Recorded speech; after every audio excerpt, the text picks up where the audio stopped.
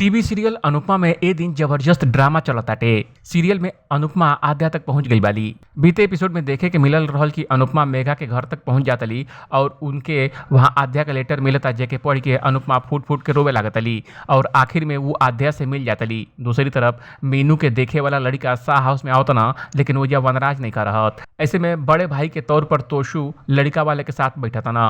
वह शो में मीनू नया ड्रामा करतली जेकर वजह से शाह हाउस में हंगामा हो जाता।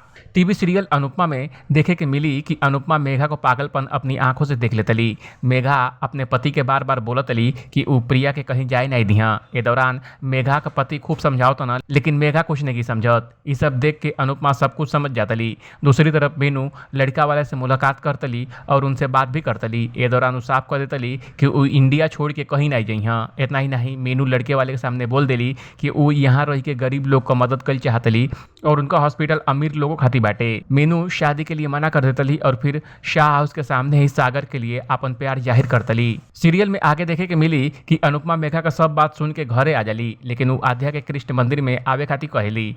अनुज अनुपमा के रूम में जाकर देखेली और अगले दिन सब लोग तैयार होकर मंदिर पहुंच जाना, जहाँ पर मीनू सागर का थोड़ा बात होला। किंजल और तोशु के बीच बहस भी होला। अनुपमा अपनी बेटी का इंतजार करत रहली। दूसरी तरफ आद्या कौनहू तरह मेघा के मंदिर चले खातिर बोलेली और वो रेडी भी हो जाली, लेकिन तबे मेघा आद्या और अनुपमा का फोटो देख लेली, लेकिन वो आद्या के पता नहीं चले देली। अब इस शो में आगे का हुई ये अपडेट जाने खातिर देखत रही एबीपी भोजपुरिया।